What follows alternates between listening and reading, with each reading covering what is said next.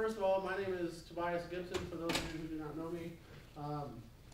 I am an assistant professor in the political science department, and it is a distinct pleasure for me to be introducing Dr. Cliff Bragdon to you today. To give you a little bit of Dr. Bragdon's biography, he is currently the Vice President for Strategic Initiatives, the Executive Director for the Florida Tech Research Park, and Distinguished Research Professor at Florida Institute of Technology. Prior to this, he was the Associate Provost Dean at the University College and Executive Director of the Global Center for Preparedness and Resilience. His specialty is in the field of transportation, land use, simulation, environmental planning, sustainability, safety, and security.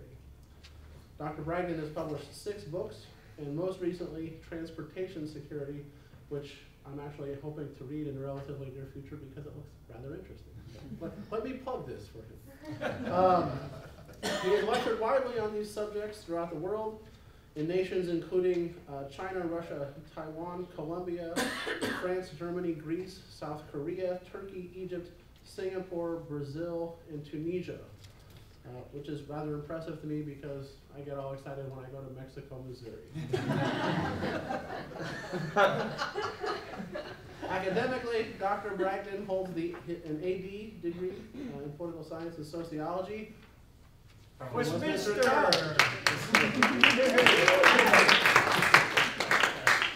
His master's degree was obtained at Michigan State, and he holds a PhD granted from the University of Pennsylvania in Philadelphia, Pennsylvania. He holds a secret clearance, and prior to his academic career, Dr. Bragdon was a captain in the United States Army. So ROTC at Westminster College. All right. So, with all of that, I give you Dr. Bragdon. Thank you. Thank you. Appreciate the introduction, and since it was so long, I could stop right now. We're done. Let everybody go. I'm pleased to be here and have the president here and his team and fellow faculty, and also being an alumnus of this 50th year, and then students. So it's really great to have a milieu of people, because we're going to talk about a subject that no one is really collectively talking about, and it's the word resilience.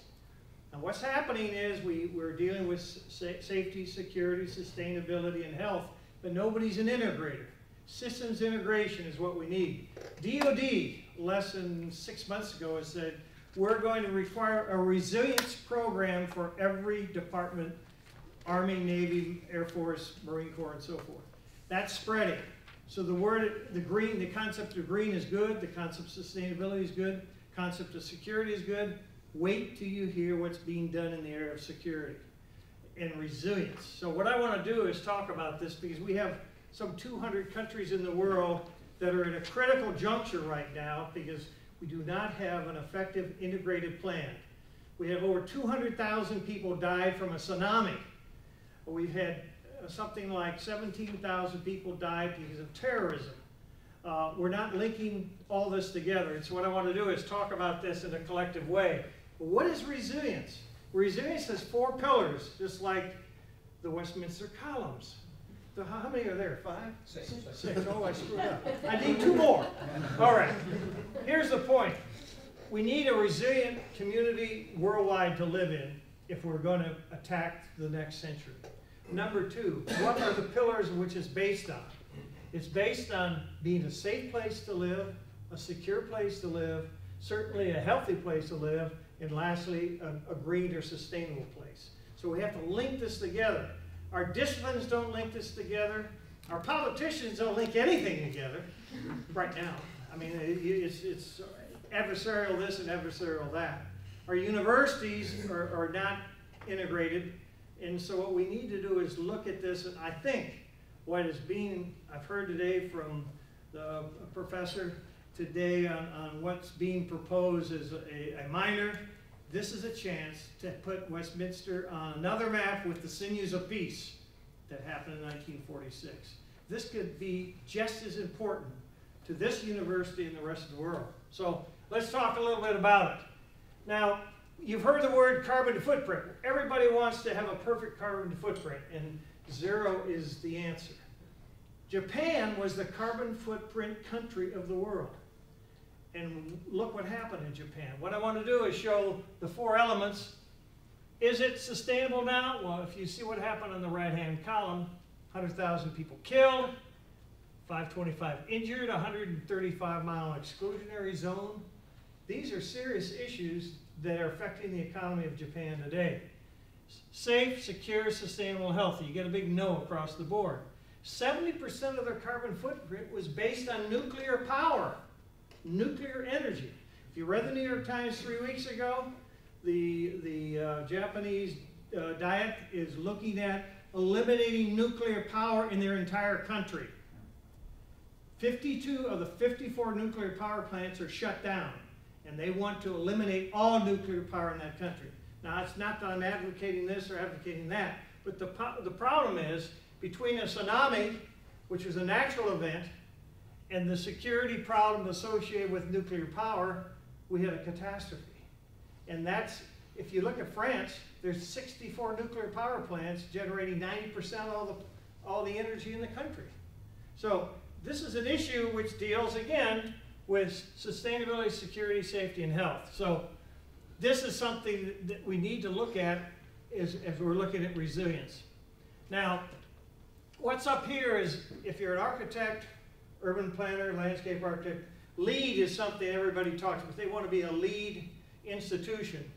Leadership in Energy and Environmental Design. That's what the LEED stands for. But LEED just deals with, look at this as think of this as a building. LEED only looks at a building, and they only look at it in terms of energy, if it's green. And they have criteria up to platinum to be a LEED building. But that doesn't deal with security, it doesn't deal with safety, and it doesn't deal with health. And if you don't have those other 3 ingredients, you can have a perfect carbon footprint and everybody's dead. Doesn't work. You got to link the stuff together. So what I'm proposing, and I'm working on this, is a resilient criteria to establish for cities and countries. I've been asked to do this in South Korea and also in Japan, to develop a resilient index for cities for performance. This deals with risk assessment, it deals with all kinds of financial things, and I won't get too far in that today, but the point is there's a lot of leverage here. Let's go to this one, and there's our goal, is to have a global resilient society with these 4 pillars integrated together, so we have interoperability, which most people understand, the interoperability of all these components working together, a logistical network and a communications network that is gridded together. I was advisor to Rudy Giuliani, and I met with the chief of the fire department in New York. They had something like 170,000 firemen in New York, many of which are a volunteer. And I said, have you replaced your radio system? Yeah, we have. Are you communicating with all firemen? Yes, it's great technology. Are you communicating with police? Hell no. I said, what? The police radios are not connected to the fire radios, which is one of the problems in 9/11? No, because they don't respect us. Now that's an institutional issue. It's got to be overcome.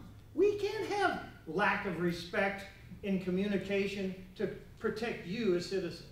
So they're now trying to work it out, but this is a serious issue of communications effectively working to make society work properly.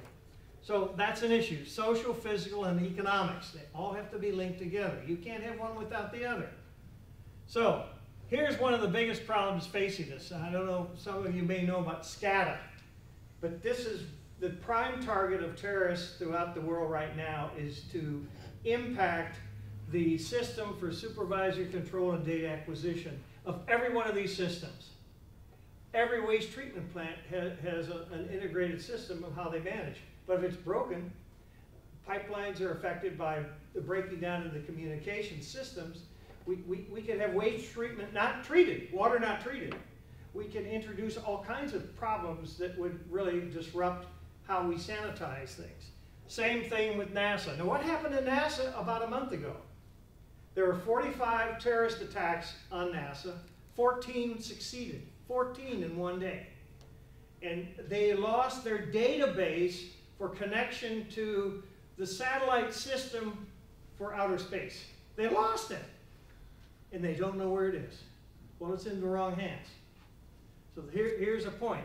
Oil and gas refineries, air traffic control for cities, nuclear power plants, Pentagon, all these things, if they get disrupted, then they're not effectively working. So our infrastructure has to be integrated so SCADA doesn't affect it.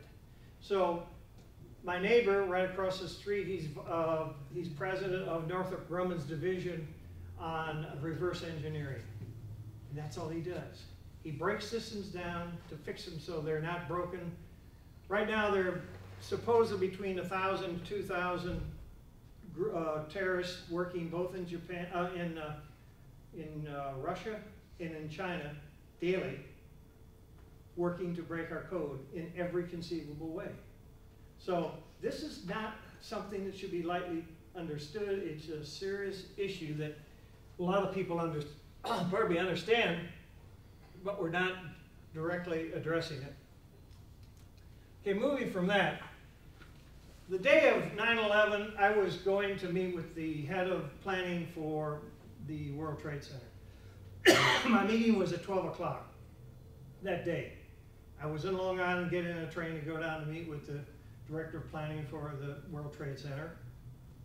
And the first thing that came out said, a small plane has hit one of the towers. And the discussion was a Cessna has hit the towers. I knew that wasn't a fact.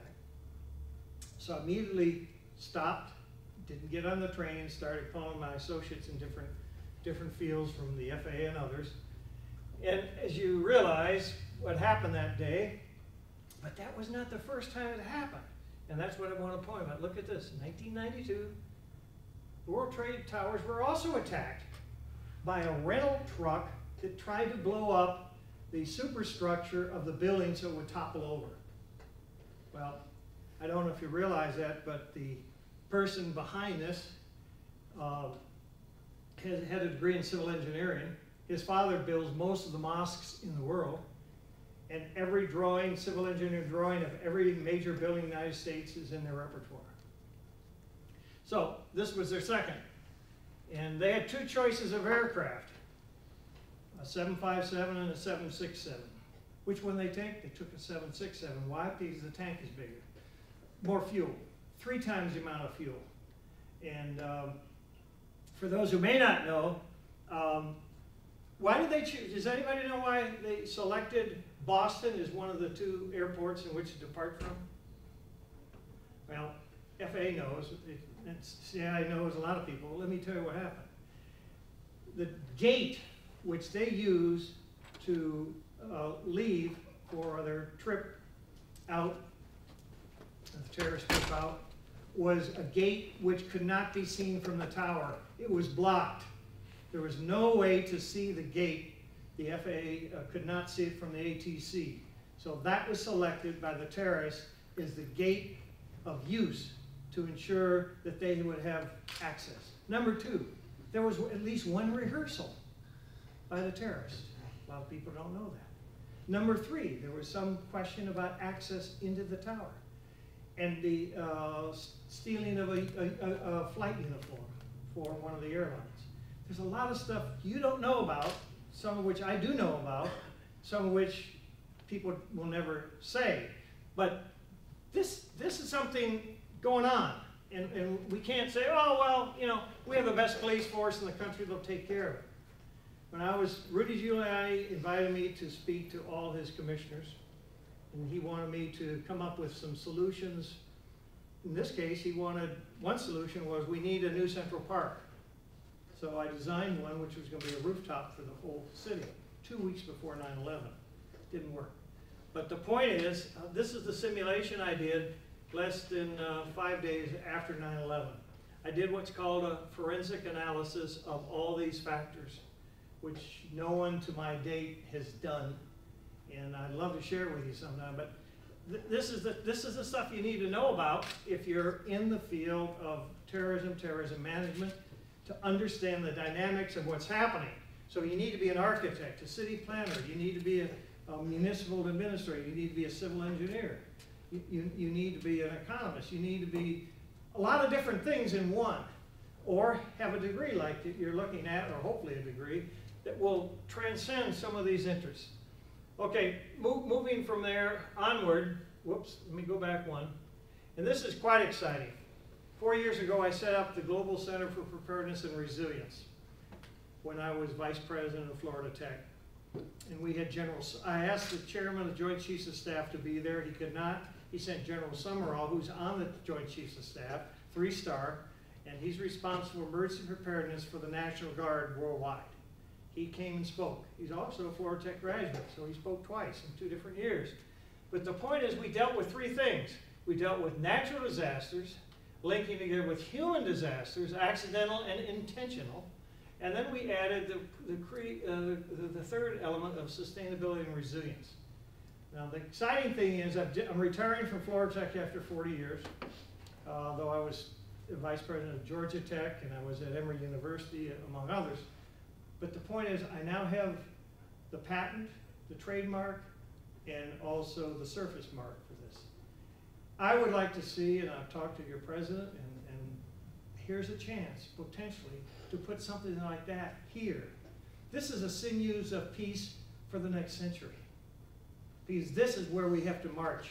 This is where we have to go to have success. And it's been established, but it's something that we need to grow into with obviously business partners, government, nonprofits, and academic could be Westminster leading the charge in an integrated program.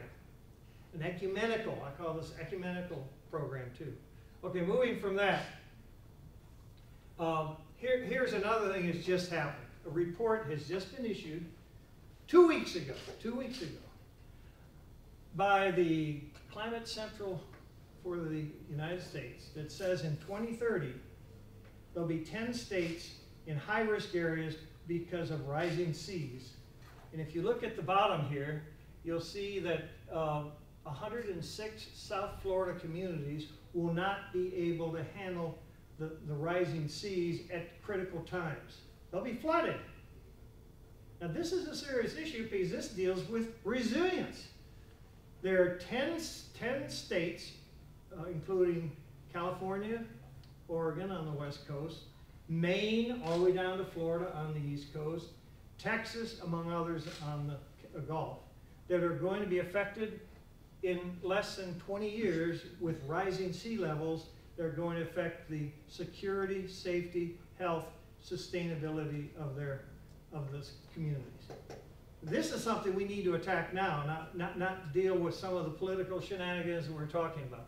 And this is my simulation, which I did. I was invited to the White House twice, and I showed this to the White House presidential staff, their security group, the Secretary of Transportation, National Transportation Safety Board, all these people. They couldn't believe what I had done, and this is in 3D simulation. I did the master plan for New York. They called me the Steven Spielberg of transportation planning. But this is using simulation, not for entertainment, but resolving issues. And this could be also at Westminster with the idea of this dream suite. So this is a hurricane, category 3 at Port Everglades, which is the 3rd largest cruise port in the world. 3rd largest cruise port in the world. I'm sure some of you, how many have gone by ship out of, okay, at least 2 or 3. All right. Well, that's what would happen with a category 3, but if you add to it the impact of what the central report is saying, you will have a category 3 that will be unsustainable in terms of impact. Okay, moving from that. So the safety issue is another one that we need to deal with, and I just showed you the safety relative to tsunami type, an earthquake, a hurricane, tornadoes that could affect infrastructure on a major scale. So we're going to get into these issues. I'm going to quickly move on because of time. Security is one of my favorite subjects. Terrorism prevention is what we should be working on. Terrorism prevention, risk reduction, protection of information technologies, what SCADA is all about. And lastly, security and control accessibility. How you travel in a way so it's seamless, but it's also secure. And we'll talk a little bit about what's happening in this area. Health is another, obviously.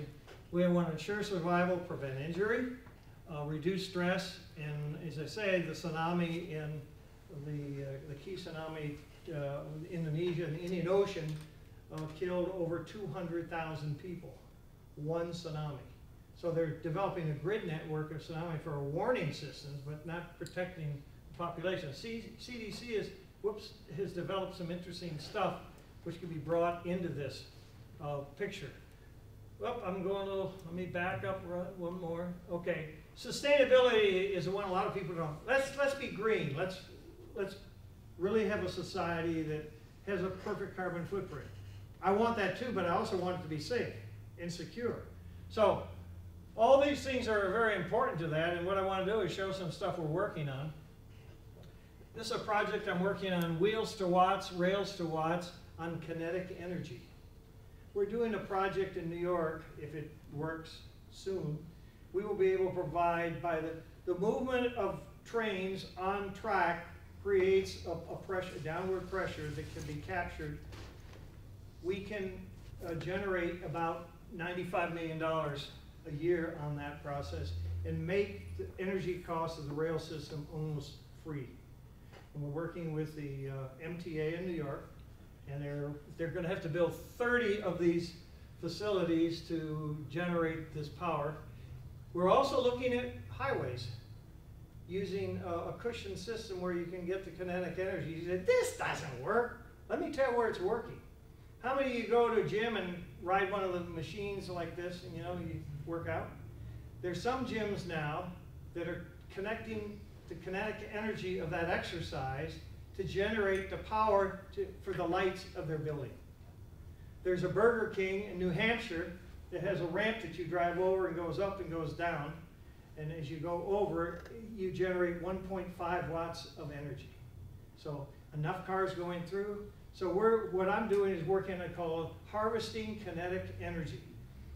A whole new way of farming, harvesting kinetic energy, using parking lots and a whole bunch of stuff. So I want to mention it because this is a new area, and this could be part of Westminster's program.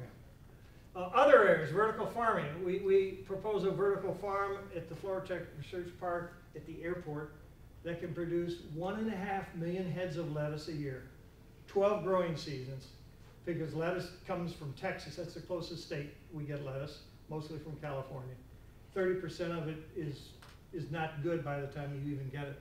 So vertical farming is something, nano-urbanism, and I've trademarked that too, fat cities turning into thin cities, not humans themselves, so I'm a bad candidate, but I'm talking about our society in which we live. Rooftop uses, we're developing a duckweed system for energy.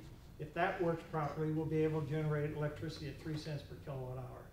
All these things are there, and that reduces the impact on foreign countries who are not our allies. Let's be independent. Let's not talk down this country, let's talk up this country. We need to reinvent this country rather than talk down about what's wrong with us. Well, one of the things that's very important, we do land use plans. A land use plan deals with the surface. Usually it's an XY axis. So if you look at the land use plan for Callaway County, it's a surface plan. It doesn't deal with air rights, doesn't deal with subterranean rights. So what I'm proposing is the elimination of land use, and this green should not be here, but the addition of establishing of a space use plan. I built the first space use plan for the Department of Defense for military installation in Seattle, Washington, or near there. So what we have to do now is look at all these three things when we're looking at master planning. Why is that important?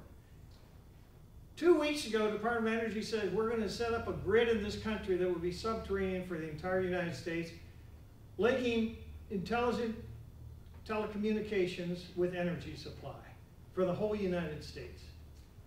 That's what they want to have within 25 years in this country. That means a whole subterranean master plan for the entire United States. So if you ever, at Georgia Tech, when I taught, if a student used the word land use planning in my city planning course, they got an F. I said, it's space use. They got an A. And that's the point. Space is three-dimensional, land use is one-dimensional. So we got to get rid of that and build a cube. And that's what this deals with. Okay, here's another thing. We build and design things looking at them. Remember the beautification under Johnson, beautification movement. If it looks good, it is good. That's not the whole picture.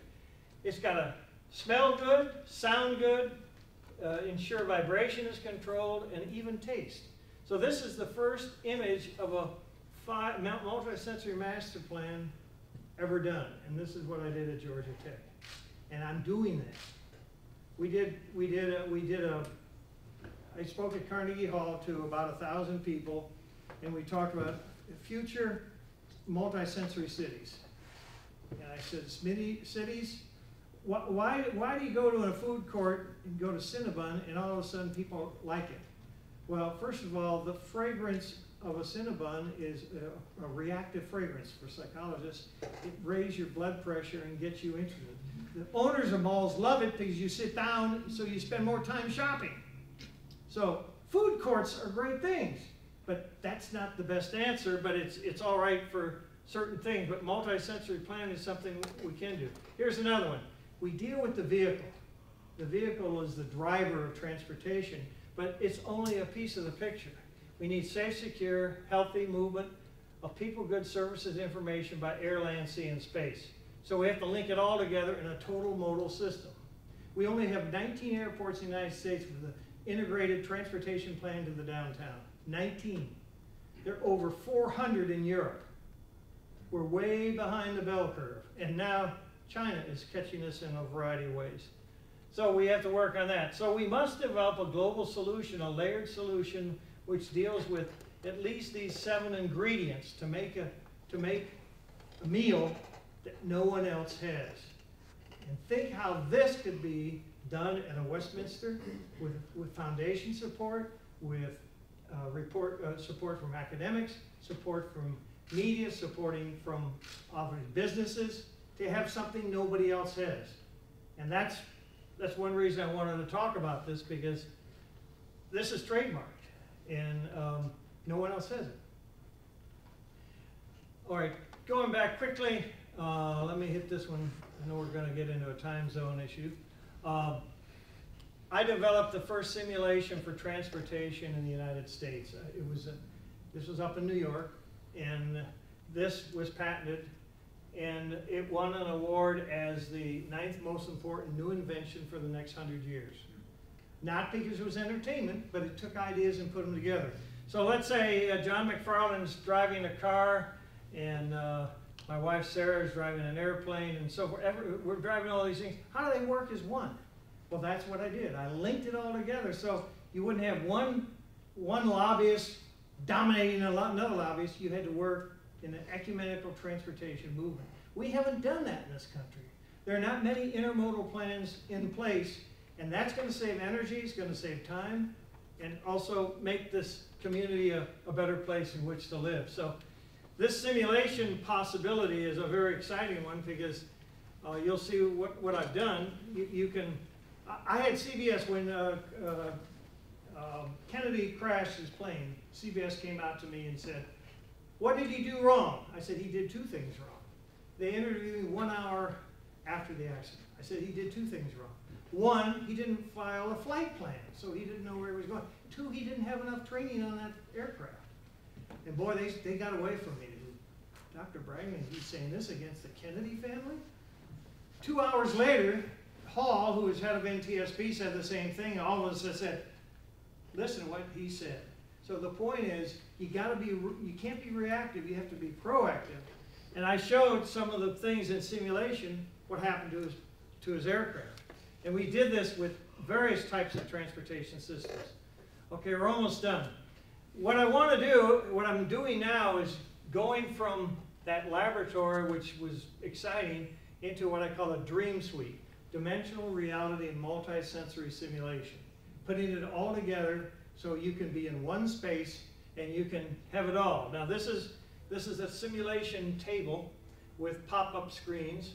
We have surround sound systems, we have aroma systems, we have 3D projector systems, and then you can bring all this together in one space. Now, nobody's done this, but I did it, and it needs to be done. And I've gotten inquiries from South Korea, Japan, and many other places to say, this is what we need to be integrated into what we're doing. So this is what it is. This shows what it could look like in terms of space.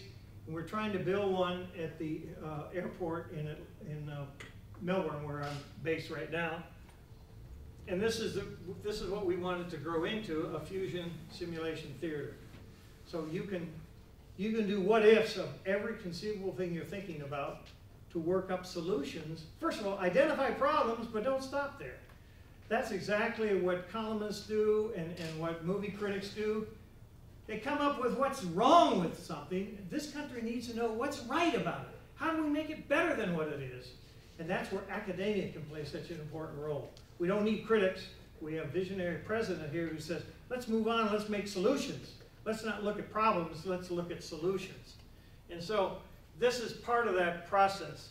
And the last slide is where I think we need to be. Where there is no vision, the people perish. And we're perishing because we don't have vision. Or we don't have leadership with vision. The leadership is in this class, in this group here. And it's an interdisciplinary group of initiatives on that. Can you help me with the simulation? Sure. What I want to do is show you just one simulation, which we showed in the White House. President Bush, when I showed it, he said, you know what, we want a brownout of Washington, D.C., so the metro system, what happens when the metro system goes down? This one, if we can get that started, this one is Port Everglades. And this was recommended, well, Congress gave me the money, gave me $10 million to set up a simulation laboratory to look at some of the problems we had. So what we did here is, this is just a small piece of what we did, but we're going into the Port Everglades, which is Fort Lauderdale, if you've not been there. And when I show this to the people in the port, the first thing they want to do is that we need to build a security gate better than what we have. So we took their CAD drawings of a security system, which is coming up here, and we put it in there a year and a half before they built it. So they could see it, and they could test it to see if this is what they needed. And we went underground and above and everything. But so the security gate is now, they're handling 20,000 cars a day. So the port director's up there in that glass cupboard over there. But moving out, they're big on handling all kinds of containerization. Over to the left, oh, I have it. Yeah, over to the left is, well, that's the Queen Mary, but over to right there, which you can't see right now, is the harbor master. It's just like the FAA tower control. He controls the whole harbor. What comes in, and 5 ships come in a day, about 25,000 people come in and 25,000 go out. This is a ship coming in, this is a Maersk. And look at the simulation we did to show how real it is. Look at that.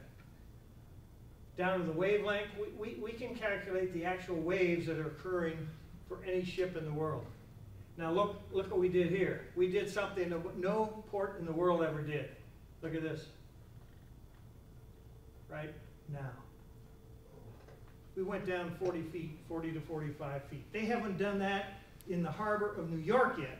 And I went to Panama Canal, and they saw this and said, can you help us with that? So this is the Queen Mary, and we asked Kinetic for the file to build it, and they wouldn't give it to us. We built the Queen Mary in 3 months down to the rivets of the ship. This is the most accurate, other than the Queen Mary, is if you actually had the building drawings. So when you do simulation, you can't do cartooning. A lot of cartooning is out there. You have to have it down to the basic point.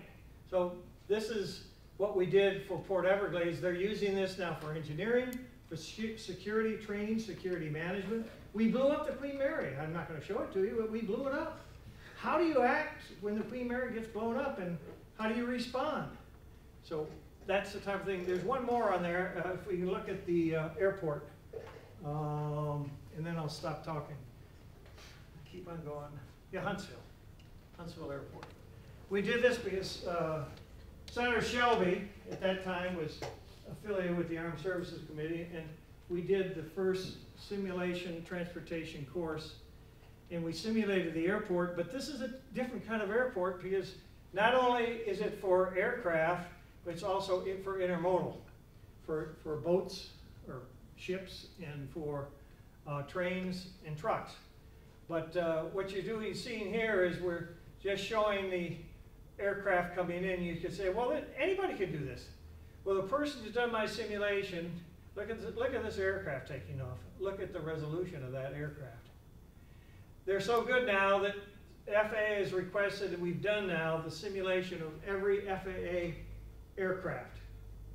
They're based on our simulation. So this is not, again, monkey business. But here's another thing we did.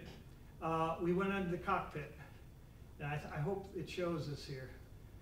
Because you can do cockpit training, resource management, everything else. And this is all done, again, by my specialist who works with me, Yossi Kainer. He went to the Technion University in Israel, and he's an architect and a simulation guy. And he did all this.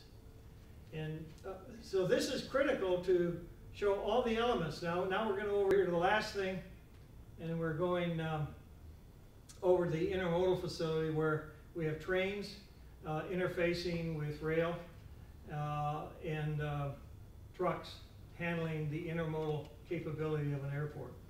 So Senator Shelby was amazed by this, and as a result of this, he gave Auburn University $5 million for Transportation Center, and I was able to get that money working with him. And this is just looking at airport issues, but it can be used for anything, but simulation is a very important part of the whole issue of resilience, and I hope that can be incorporated into some of the things you're doing. So that's it for me. I'd like to thank you, and I'll be glad to answer any questions, but again, thank the President and Tobias and the students for all being here, and I appreciate the chance to talk to you.